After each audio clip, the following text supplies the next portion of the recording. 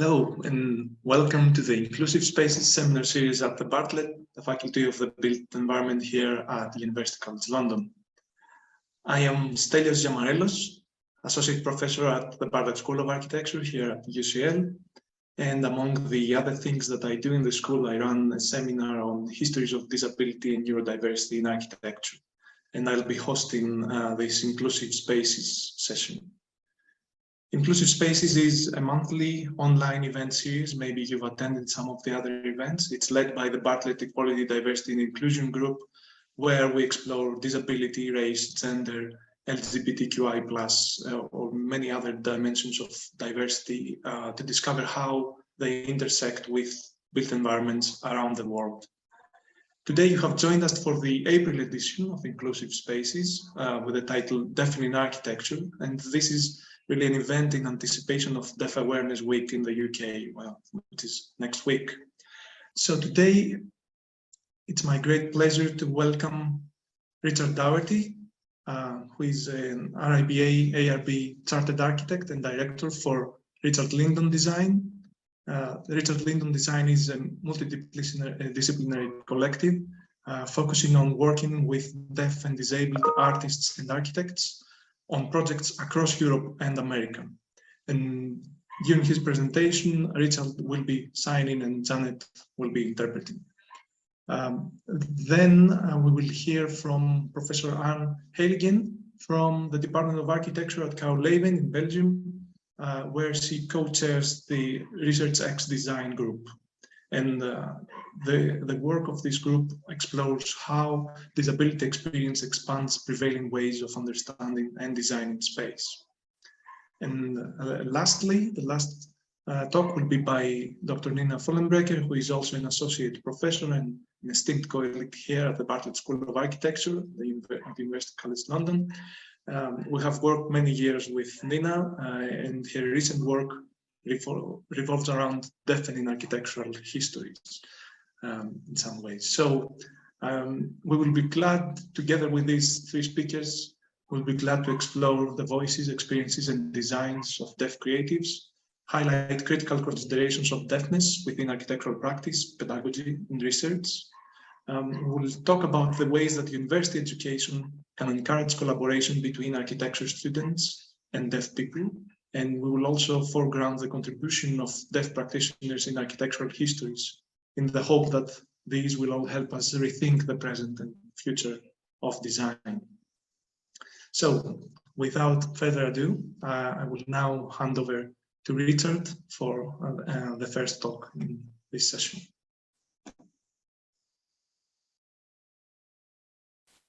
Hello, everyone. I hope that you can all see me clearly and hear Janet's voice as well. First of all, can I express my appreciation to the Bartlett School of Architecture for inviting me along today. It's a really interesting session on a topic that is very close to my own heart, as you can imagine. My name is Richard Daugherty, and I am profoundly deaf myself. I am an architect. I am the way I've been all my life. I was born like this. But I remember growing up when my family were watching a film. I was born as a child of the 1980s. Now, in the 80s, we didn't have internet, we didn't have email, we didn't have mobile phones. And also, if I wanted to watch the TV, there weren't a lot of captions. So for me, it was a struggle to work out what was going on in programs. And I used to sit with my family, my brothers and sisters watching movies, and I would sit right up close to the screen. I didn't know what was being said, but I used to follow all the body language and try and work out what the stories were, what people were saying. For me, that experience taught me the value of proxemics. Proxemics is all about the space of people, how they do that, whether they are close to each other, whether their body language is closed or open. And so for me, even though I didn't know what was being said, I was able to identify who was related to who. I knew that. I could tell by people's body language. I could work out who were friends of the main characters and who were their enemies. And the rest of my family never understood how I was able to do that. But I had a very unique perspective on how people occupy space. And I've brought that into my work. If you look at this photograph, this is a young girl engaging with the stone board wall in a building called the Mac in Belfast. This happens to be my daughter. She is also deaf, like her daddy. At this time, she was only 14 months old. Can you see how already she was engaging with the textures, with the feel of the space around her, how she was engaging with space? And I've always thought that the way that deaf people engage with the space around them is different from those of you who are not deaf. Another memory of growing up was going in to meet the medical professionals with my mother, who would always tell my mother how sorry they were that her poor son had a hearing loss. For me, that was bizarre. It was such a negative perspective on me. And the reality was, I hadn't lost anything. I never understood why they were talking about something that I'd lost. I'm the way I've been all my life. I was born like this. I haven't lost anything. So if I haven't lost anything to start with, why do people think about me that way? There is a British architect called Aaron Williamson who started to talk about changing the language around this to, instead of deaf loss, to deaf gain, and conceptualizing deaf people as people who have a gain, because our cognitive approach to culture and the world and to being as deaf people, as you saw from that last photograph and from this photograph, is different. Can you see how the people who aren't deaf are in small clusters? The deaf people are standing in a very clear circle. They're spaced out so that they have clear sight lines. Can you see that in the picture? And interestingly, typically you probably see them about 2 meters apart looking at each other, which happened to be very useful during a pandemic where we could all communicate very easily and social distancing came into play. Now, if my own house today, I have builders. They are working away. There is banging going on, lots of noises, but it isn't affecting our communication because we're going through an interpreter. You're not hearing my noise in the background and it's not affecting us. So that's just an example of deaf gain. Now, there's an American university called Gallaudet University. It's the only university in the world which is uniquely only for deaf people. It is it's a beautiful university, really beautiful. And it was set up in the 1850s, designed by Frederick Olmsted, who himself designed Central Park in New York. Now, the 1850s was a time when America was flirting with the idea of eugenics. And there was this idea of deaf people needing to be sterilized so that this deafness, horrible thing, could be eradicated. And so, hang on 1 minute. Sorry, I know that people can't see Richard. I have no way of communicating with Richard and he's full flow here, so apologies. So that what was happening in society in those days. But yes, in 2016, there was a new Bible brought out by Gallaudet University with 250 design principles for a new concept known as deaf space. So deaf space came from Gallaudet University. Now, within deaf space principles, we don't design seating to be in this kind of design that you would have in auditoriums. We typically use U-shaped seating so people can see each other. The underlying values are around having environments to support the well-being of not only deaf people, but everyone, because when we have clear sight lines, it really does help. just noticing these messages have come in. Let me just check I'm okay here. Okay, so you can see a picture here of some dormitories that were built about 10 years ago within Gallaudet University. Can you see the way the sight lines have been included within the construction there, so that people using sign language can see each other and communicate across different levels and across different spaces. You can also see examples of the wall coloring, which is typically blue or green, because research indicated that those colors support visibility, because you're always going to get skin contrast with green or blue backgrounds. But they're muted tones, calm, and enable people to be seen clearly. So I could say a lot more about it, but those are just a few pointers as to deaf space principles. So I'm currently working with Gallaudet University on their campus master plan. It's a 10-year plan, and I don't have much time to talk about that today, but it is a huge campus. And what we're doing is working on developing a master plan. And what we're using is a bilingual framework for that. What that means is that anybody coming into the campus, even if they're not deaf, is made aware of some of the values, that sign language is the primary language being used in these spaces. And because sign language is being used, then everyone needs to adhere to the way that's done. So there's a clear expectation that nobody walks in chatting on their phone, mobile phone, as people often do nowadays. Because actually that's quite rude when you're coming into an environment where everyone is using sign language. So these bilingual zones are promoting the value of sign language and using space to do that. And American Sign Language vibrancy is being promoted, and it's really trying to encourage the values behind that by the use of space and how space is designed. This is a piece that I was invited to be involved in a few years ago, collaborating with Oxford University School of Architecture and a company called Theatre Mundi, Teatro Mundi. And I was invited to go and worked alongside a range of people in the music sphere and the design sphere, artists, architects, looking at how music and architecture can be brought together to create a new urban design framework.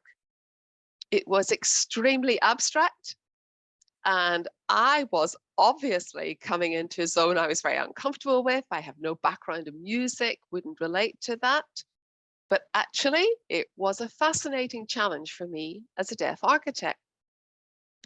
The slide that you're seeing now is a musical score, and it was based on my experience of being asked to work on the regeneration project for an area in Belfast called Sailorstown. And as I worked on this, I was using deaf space principles in the project, and I thought about my own experiences growing up, the value for me of windows, doors, light coming in, being crucial to have the sense of connection, sight lines, using those deaf space principles in relation to a music score. But this is what I would call body writing the environment. So sign language has a form, it can be notated here, and I was using some of the symbols there and really designing a space based on what we were wanting to see. But I was using some of the theories around proxemics to look at that and developing a new grammatical framework for design and looking at architecture from that perspective. I could talk so much more about that, but I don't just have time today. Last year, I was approached by a German group called Theatre for Men, a group based in Braunschweig in Germany, a small company, and then Disordinary Architecture, led by Joss Boyce, who used to work in UCL before, were leading on this. And I was thrilled to be asked to design a small public pavilion for a summer festival that was being held last year in the summer. fascinating project. An important part of that project, in fact, a crucial part of that project, was meeting with local people in the community in Germany, hearing what their experience was from different disability backgrounds, listening to their experience, listening to them talking about the barriers that they previously experienced, and talking to them before we went through the design process so that we could incorporate their ideas. Similarly to what I've mentioned in America, we do know that in Germany in the 1930s, they flirted with the idea of eugenics and eradicating these horrible deaf genes that they needed to get rid of from the world. And that whole idea was based around the idea of cleansing. We wanted to move to celebrating diversity, celebrating the whole point of society is better when we include more people.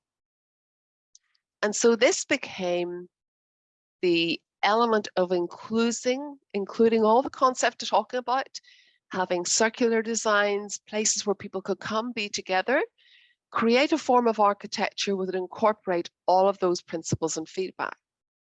So moving from cleansing to clearing. I love the concept of a clearing. I love it when you're going through a forest and you come to a clearing in the wood. It was that sense of moving to clearings.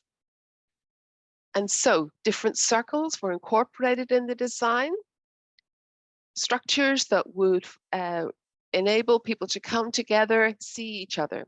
What we started with was a blank gray canvas, lots of stone, very gray. And then we incorporated the ideas of Gottfried Semper, the German architect, in terms of taking a polychromatic approach. And so we started to incorporate color. And this is what the result was. You can see there our pavilion. You can see bicycle stands that were repurposed into becoming seating. The pavilion itself is the bit that you can now see on the right. We brought in a kind of curtain effect, which created privacy, but was also transparent, so that people from outside could see, but when you were sitting in there, you still felt you had some privacy. These old bicycle racks were metal. Again, they were gray, but people wanted somewhere to sit. They wanted somewhere that wasn't stone. They wanted somewhere to put their drinks down. So we incorporated this design feature, which went over the top of the bicycle racks, created seating, created a table effect, so people had somewhere to put their cups or whatever. We also had stone benches, you can see, gray stone benches. And we created very simple orange devices which went over the top, which created a warmer textile environment for people to sit down. And also that has a slight footrest. For some people, that's appropriate because putting your feet right on the ground, especially if it's a concrete surface, can be uncomfortable. And what ended up happening was we designed this with people with disabilities in mind. At the end of the day, everybody loved using them. And you can see just some young people sitting, enjoying the space. On the left, you can see us using this idea of pedestals. The pedestals were incorporated. It was an idea that I'd seen in America, whereby everybody nowadays wants somewhere to put their phone. And so we attached these pedestals. People had somewhere to put their phone. And you can see I'm using sign language on my phone to initiate a video call. Simple concepts which transform the environment. But this is about supporting social interaction. I was able to make the call because I had somewhere to put my phone, about creating a welcome environment that is also inclusive and open to everyone. My last slide, I like to finish on this one. The first slide I showed you was my daughter touching a wall. And I think what's really interesting is that when my daughter got to 5 years old, she's in a school classroom where she's the only deaf child. And one day the teacher gave them an activity which was about every child making a picture where they had to create this picture from shapes. So you can see they're triangles, circles, squares, and you can see what the other children did. They made objects, flowers, buses, houses, trains. My daughter was the only child in that classroom who created people. You see the pink one? That's the one my daughter made. That left such an impression in me My daughter is a deaf child. I don't want to read too much into it in terms of what it means. But everybody in my family is deaf. My wife, my 2 children are all deaf. Sign language is the language of our home environment. And I think what this speaks to is a concept that there's research in Sweden that many children nowadays, not deaf children, many children at the age of 5 and upwards, starting to lose the ability to identify facial expression because they're always looking at text, they're on their phone, and they're not having as much human interaction. That's terrifying. It's terrifying. Children need to know if their parents are happy or sad. That's so important in life. So this idea of ensuring that our environment is accessible and friendly and welcoming for humans to be in and humans to be comfortable in is crucial. So I don't have any more time. I think I better bring that presentation to an end. And I hope I haven't gone on too long, and I hope that's been helpful for everyone. Thank you very much for watching. Afternoon, everyone. Also from my side, a big thank you for this opportunity to share and hopefully also discuss with you today some of our work. And in my case, I would like to share how in Leuven, we're trying to mobilize student diversity as a way to inform architectural education and practice. And since this seminar is about space, I thought, why don't I start with a picture of the building that houses part of our department and from which I'm giving this presentation. It's a 16th century castle. And like many buildings of our almost 600 years old university, it's a textbook example of an educational environment that's rife with non-inclusive settings.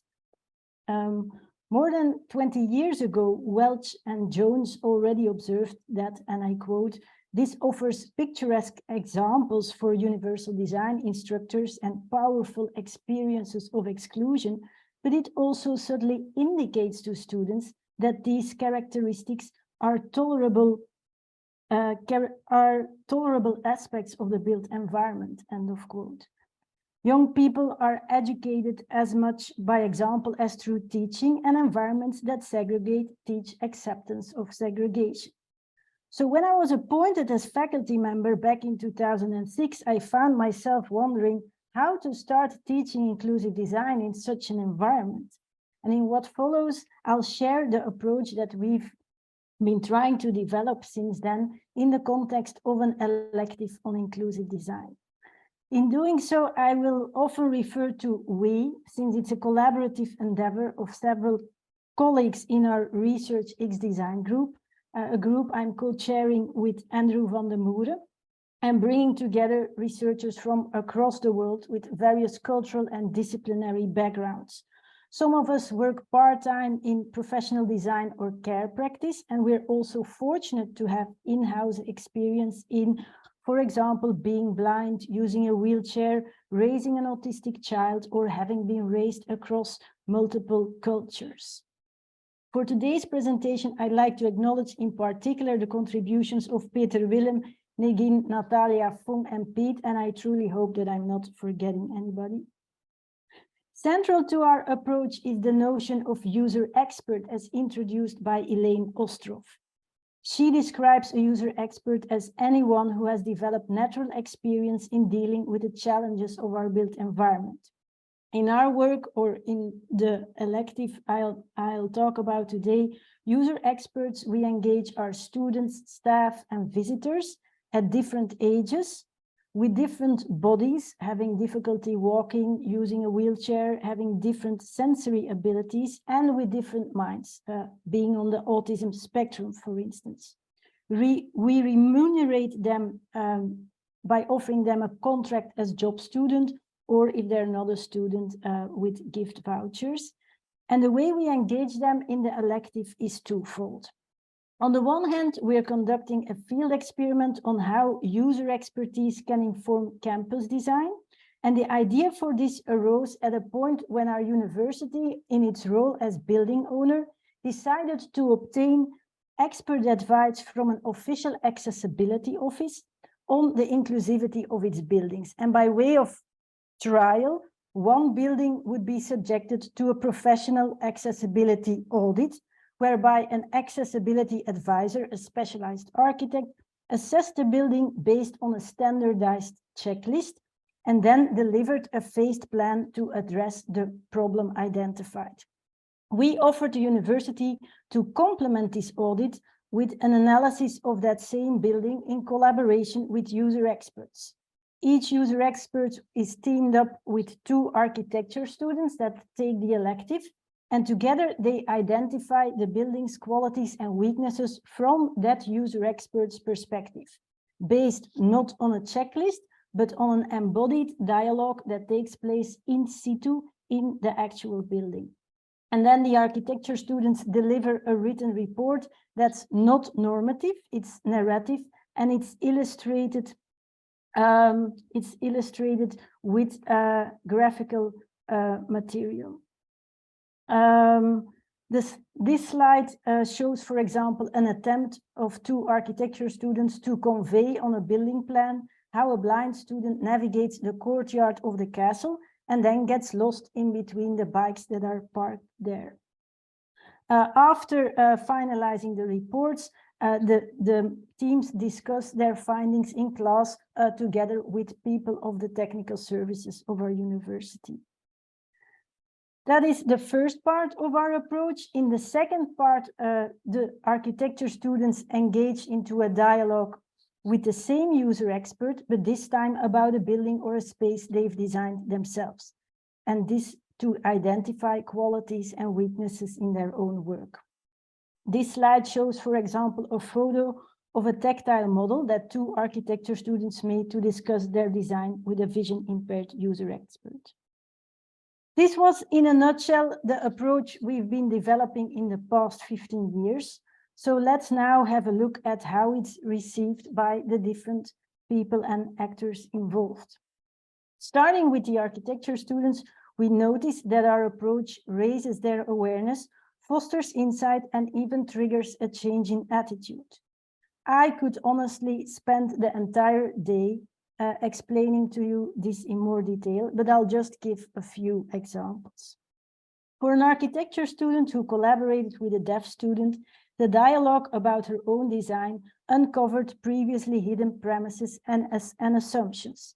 She wrote, and I quote, "I might appreciate the same visual characteristics as our user expert, but it might be for another reason.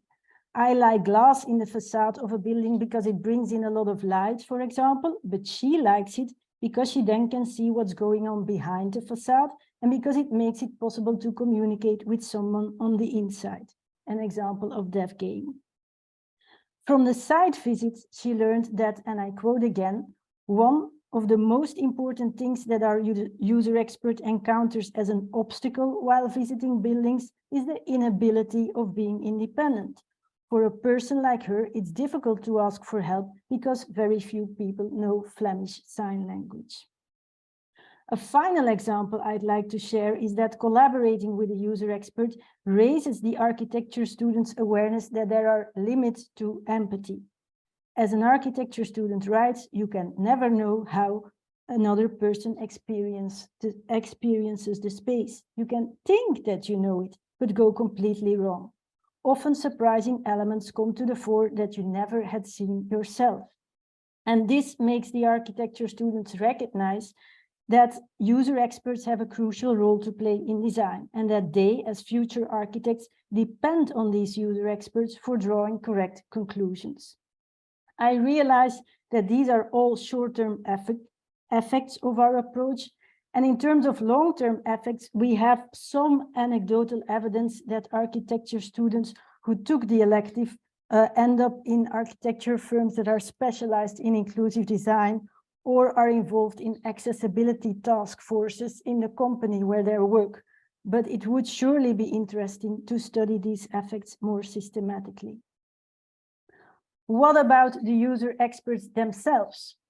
First of all, we shouldn't underestimate the effort it takes for some of them to participate in our approach. As a student with autism wrote to me, and I quote, It's probably not easy to find someone with autism since I've waited several years to participate. End of quote. Luckily, she then continues that for her, it was an enrichment to go outside of her comfort zone. For some user experts, this enrichment seems to relate to becoming more aware of their own user expertise. For example, a deaf student who participated this year mentions that it helped him to think about himself and his deafness. And I quote, "It was very interesting to look at my condition in the light of architecture. This is something I don't think about very much, so I definitely found added value in this project. It also forced me to think very intensively about my auditory impairment, which I would never do otherwise." Other user experts seem to realize how little they know about architectural design, and that they've never thought about the level of complexity and the amount of creativity involved. The day after her meeting with two architecture students, a user expert emails them, "Your design was impressive. I hope my feedback didn't discourage or upset you. That was absolutely not my intention. I certainly noticed the amount of creative thinking in your design, and my comments were simply as a possible user. I'm just one humble voice who knows little about design." In terms of long-term effects for the user experts, our hope is that offering them a student job will strengthen their CV, but also here it would be interesting to look into these effects more systematically. As far as the education at our university is concerned, I can be very brief. I didn't even prepare a slide about it because after 15 years, this course is still an elective in our program, which is a program in architectural engineering. However, other programs do show interest in our course, and upon a request of the program director of the Master in Bioengineering, we're now offering it also to their students. As far as the built environment of our university is concerned, we see changes in the attitude of the people at the technical services, in the way they are working, and in the buildings on our campus. After the first building we analyzed, an architect of the technical services wrote us that he found that our analyses in many respects actually taught him more than the analysis of the accessibility office. He thought the added value was very high and that it was surely worth repeating our approach in other buildings. An important aspect for him is, and I quote, "the broadening of the term accessibility by including very diverse conditions, also and above all those whereby someone is not entirely blind or not entirely changed to a wheelchair." The experience of the person with autism surprised him in the most positive sense. And I quote again, he, the user expert, uncovered in a very direct way problems, especially with regard to all kinds of thresholds we all do sense, but never can point to that well. In terms of the way of working at the technical services, so far, I think we've analyzed more than a dozen university buildings for which works are planned in the future. And so our analyses have become part of the official documentation for the projects of these buildings.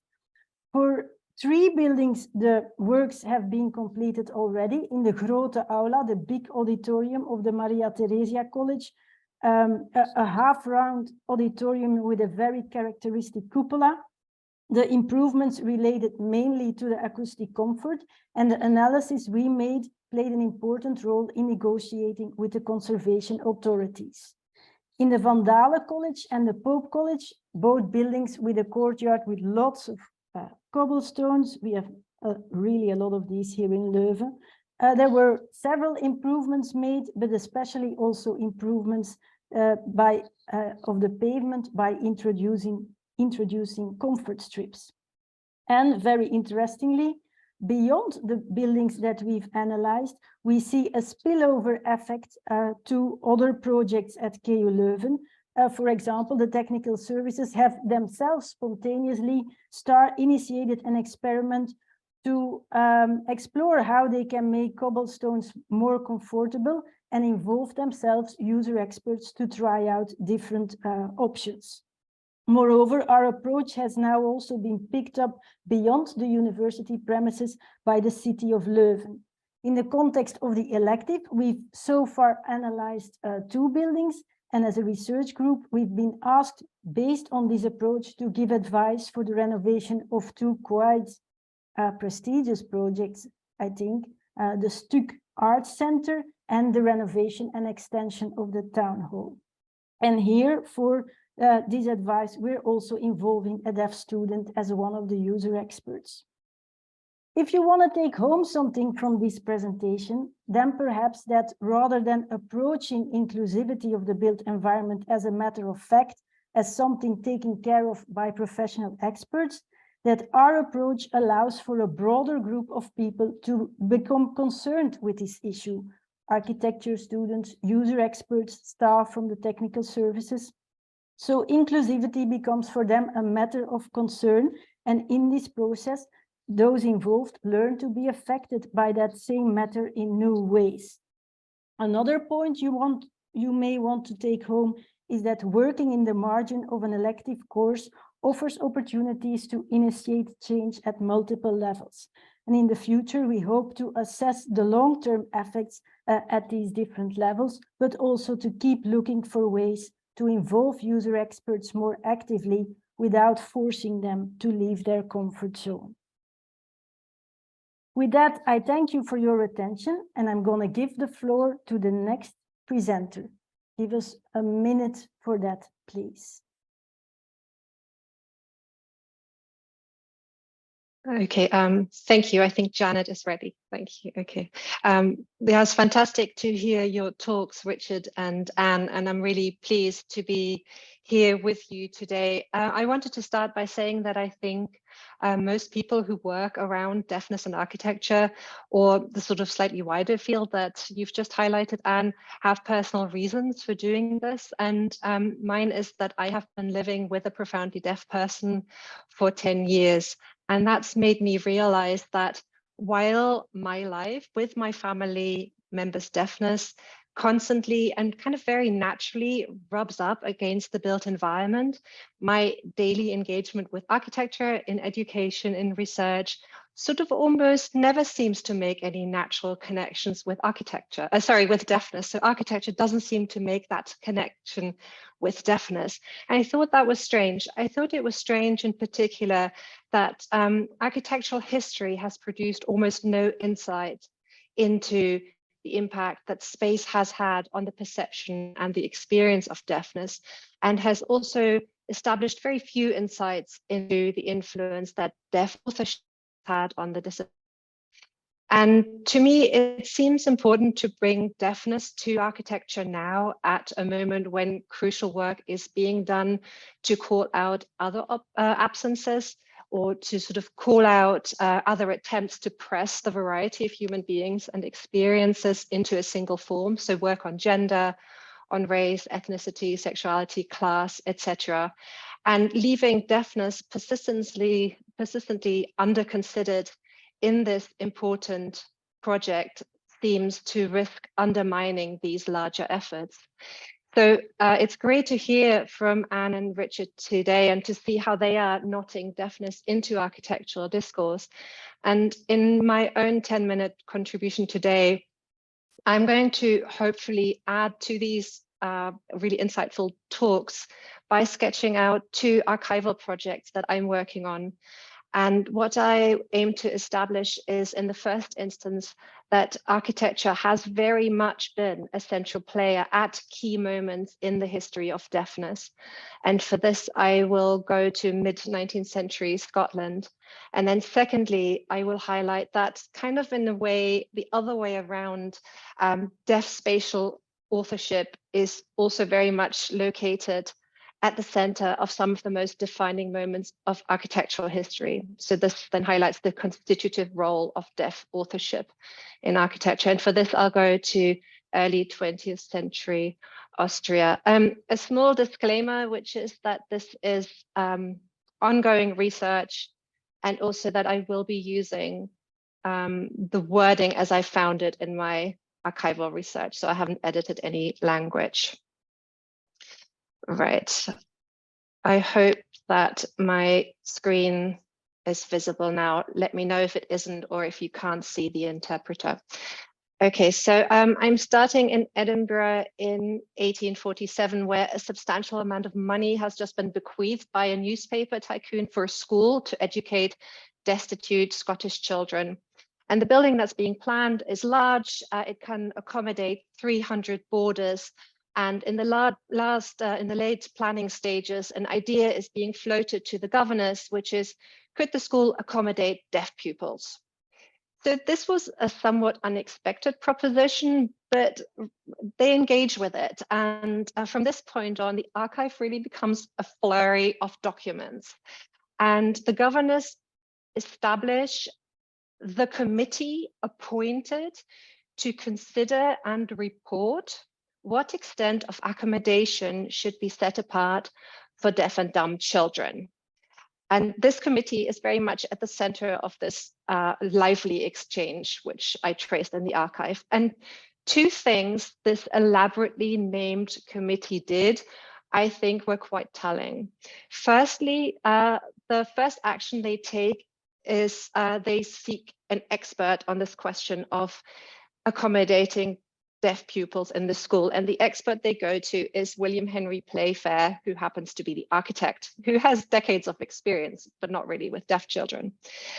Playfair very confidently, nonetheless, advises that what is to be done is dedicate the southern half of the school to the deaf children's accommodation and education, and to then have common areas and circulation, which are to be used by all children.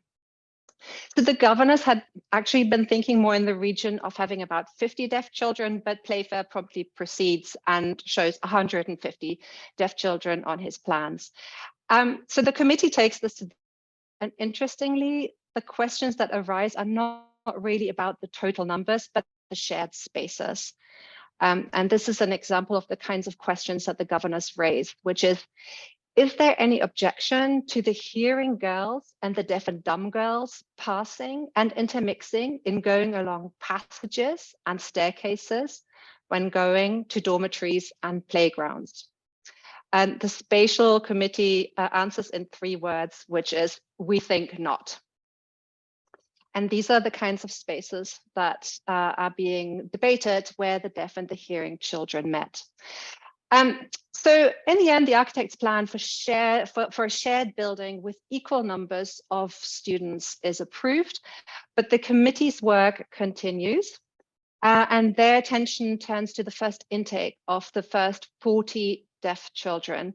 And time is very much of the essence. Of course, the project's running late. But then last minute, the committee cancels an important meeting. They are very apologetic, and you don't need to read all of this, but these are all of the reasons they cite. But what emerges is that what they're doing is they're trying to work out where in Scotland there were deaf children and how many. And the process, it's clear from the archive, was really complex, because after working with existing census information and parish records, the committee realizes that there's plenty of information on deaf adults, but there are no records on deaf children. They're essentially missing from all of the official counts. Certainly children at sort of entry-level school age or below, they're absent. So the committee writes to every parish in Scotland, and eventually they work with their own return letters to allocate the first intake of children in 1849, and these are their names. So these are the first 39 children. I think one of the boys couldn't attend in the end, who came to the school. And this is where they were from. If you can't read it, I think the cities and towns that they came from, there's, I think, 2 or 3 duplicates, but they really came from all over Scotland. So I think it's fair to say that they had probably never met each other. And they had obviously never been counted together in any census or survey. They had probably also never been thought or spoken about together, but in 1849, in October, they were all there together in one space. And that was a space which had thought about them together as a group and which would keep thinking about them together. So what I propose at this point is that architecture here played a key role in establishing deaf children as a coherent group, and that architecture necessarily said something about them, for example, about their relationship to children who were not deaf. And that part of my research aims to trace the complexity of these spatial narratives in Edinburgh and in other schools across Britain, which were being built in considerable numbers within about 2 or 3 decades. And this is actually a really important moment in deaf history. Richard's already hinted at it as well, but this is actually a moment where there was a very ruthless drive against signed languages across Europe and the US. And I'm foregrounding how architecture actively proposed certain understandings of what it meant to be deaf, but also how larger and continually shifting cultural understandings of deafness themselves became spatial determinants. So how architecture was positioned more as a reactionary receptor of these already existing perceptions. Yes, so this work begins to consider the influence of architecture on understandings and experiences of deafness. And this work is supported by the Paul Mellon Center and also by the Bartlett's Architectural Research Fund. So thank you to them at this point. I want to briefly move on to the second part of my talk, because in parallel, as I mentioned before, I've also been thinking about the contributory importance of deaf authorship to space. And here I have been considering the work of Adolf Loos, whose work has been really widely considered in scholarship and whom Beatrice Colomina sees as, quote, the only architect of his generation whose thinking is still influential today. And his impact and importance were certainly reiterated when Loos's archive became part of UNESCO's Memory of the World Register about 5 years ago now. However, the reading of this archive, I think, remains somewhat incomplete. The archive itself is quite fragmented. Lots of material was lost in the 1920s, but the items that do make up the archive leave very little doubt that by the time Loos produced this really influential work Colomina talks about, he was severely deaf.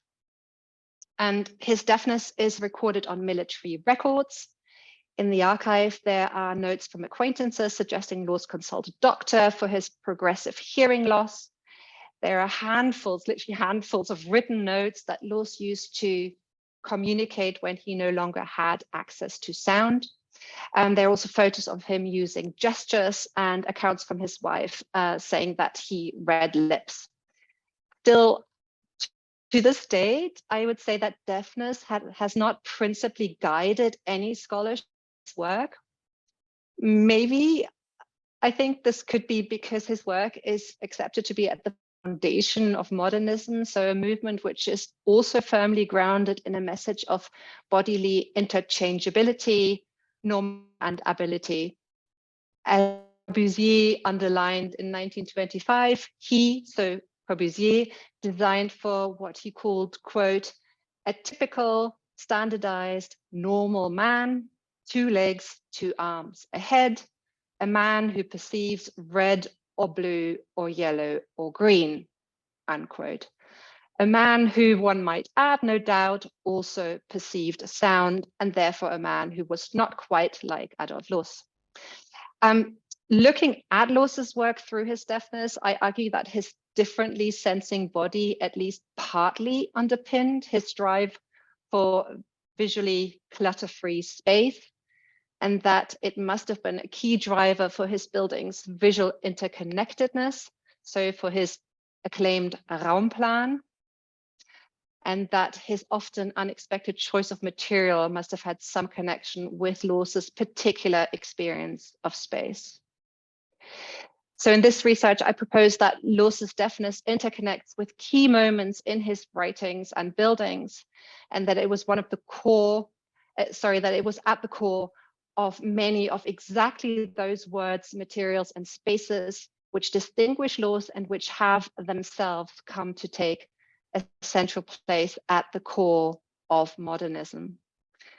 So this is where I'm saying that just as much as space has often been somewhere at the center of histories of deafness, of understandings of deafness, deaf authorship has, or more often than we think, been at the center of architecture and its history. And this part of my ongoing research is funded by the RIBA, who I also want to thank for their support. And back Delios, and then I think to Linda, who will interpret the Q&A session.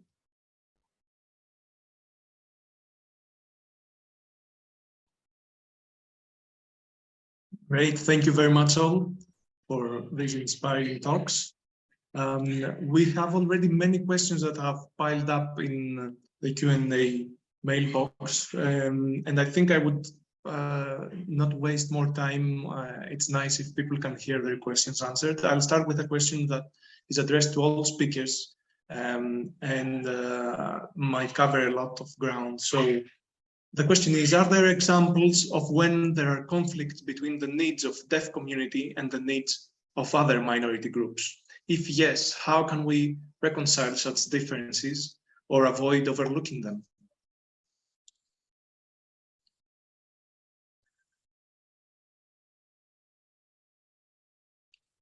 I guess Richard and Dan, who have worked with a diversity of different people and communities in their projects. Can I just ask you to repeat the question, please? Yeah, sure, of course. The question is, are there examples of when there are conflicts between the needs of deaf community and the needs of other minority groups? If yes, how could we reconcile such differences, or how could we not overlook them? Yeah. Yes, indeed. Interesting question. And I would say that one example I would have is that I have always struggled to communicate with people who have a visual, whatever, you know, people who are blind is the way we talk about that world. But I think that that is where it is different. In Gallaudet University, which is based in America, 10% of the students there are both deaf and blind. And in Gallaudet, they have learned how to integrate that within the student population there. And we have to think about designing space to fit the needs of everyone, people who are deaf and deafblind. And those needs can be different. I think what is difficult is to think that the view of the world is different from different sets of people. And how do we bring that together? So when you have a deafblind student and a deaf student, they're not necessarily the same requirements. But I think what I want to see us happening is that one of the things that we talk about in deaf space is wayfinding needs to be clarified, and that there should be a tactile approach to that. For example, tactile surfaces, ensuring that corridors are about 10 meters, 10 feet. It's getting the space involved so that people aren't too tight. Use of surfaces underfoot that are suitable, that will support everyone, people who are deaf, deafblind, and blind. I think it is possible to do that. I think we can respond to different needs. They don't need to be conflicting. But certainly my learning from Gallaudet is that we need to know what those are in the first place.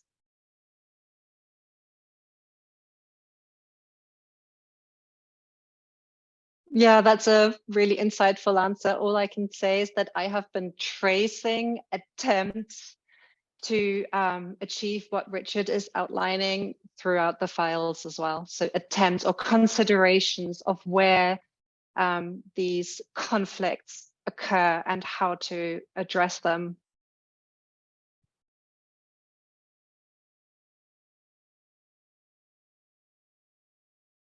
What I can maybe add, not so much about the conflicts themselves, but about how to deal with them. Here in Leuven, at the city of Leuven, we have, I think, a very interesting advisory council. It's composed only of user experts, and they are excellent at discussing these kind of problems in very specific projects and contexts. So they then discuss amongst themselves, if we have conflicting needs here, how to advise these designers about how to deal with this, not in general, but in this specific project and this specific context. And that seems to work quite well. Okay, thank you very much all. I'll follow with a forward-looking question. There is a question from Shmuel Yerusalmi. Sorry if I spelled it wrong. But the question is about the role of artificial intelligence technologies in deaf person-friendly architecture or in deafening architecture. Do you think there is potential there?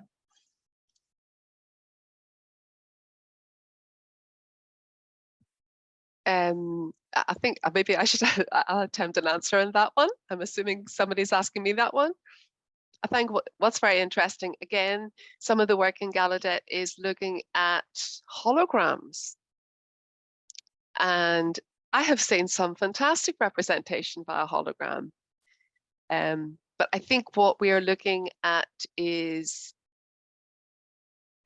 during the pandemic, for example, when information had to be put out across media such as Zoom, and suddenly we went to 2D, not 3D. That 2D approach was always problematic for us because we are used to signing in space and not doing that. So the idea of a hologram, actually, rather than a 2D image, fascinating. And I've seen that working and I thought it was incredible. One of the projects that they have always focused on has been about avoiding being insular. And sometimes deaf community is seen as very secluded, very insular. But I think that is responding to a fear of being taken over and absorbed by wider powers that be. So I think on the threshold of the campus that we are working on, we're looking at perhaps using holograms within that liminal space there, so that we can actually have a demonstration of sign language coming out, which will bridge the divide between what's going on inside a deaf-based university and the wider community. Quite exciting potential coming through some of that. I think AI is going to be interesting for all of us in the future. Great, thank you very much, Richard. I think you are both our user and designer expert here today, to use Anne's terms. There are quite a few questions about sight and vision. So there is a question from an anonymous user about green space in urban environments, and if are they creating problems or benefits for the deaf community? For example, adding trees for shade on city streets. Does that interfere with visibility? And there's a question from Sofia Psarou that also asks about what happens, how do you test sight lines in buildings with multiple floors? So not just ground floor, but looking at different heights. Mm-hmm. Yeah. Mm-hmm.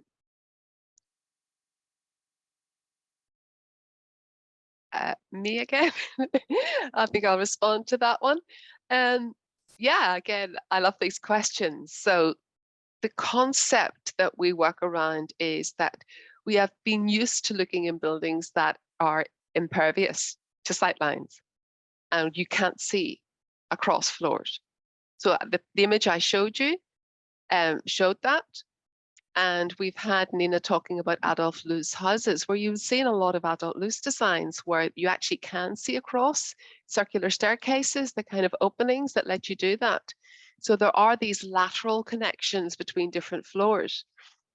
And very difficult when you've skyscrapers, limited in some of that space. But I think the concepts around that are being open to spaces where, for example, outdoors, ensuring there's a public square by an architecture in the 1970s, Leon Cryer, proposing that the ideal public square is 25 meters by 25.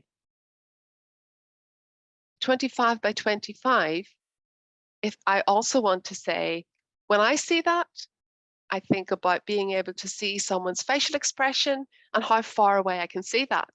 25 meters, I can still see that. Much more than that, it becomes difficult. And so I think some of these proposals, you know, we can go back, we can look at them, but when we're looking at lateral differences, it's about managing the distances as well involved in between the different levels. Thank you very much, Richard. I'm afraid we're running out of time, so I'll have to wrap up the session. Thank you to everyone for joining us today. A big thank you to our panel for their time and contributions to the discussion. Inclusive Spaces is back next month on Wednesday, the 17th of May, with a discussion on the architecture of psychiatric buildings and the importance of involving end users in the design and planning of mental health care environments. Sign-up details are in the chat, and we hope to see you there. That's all from us today.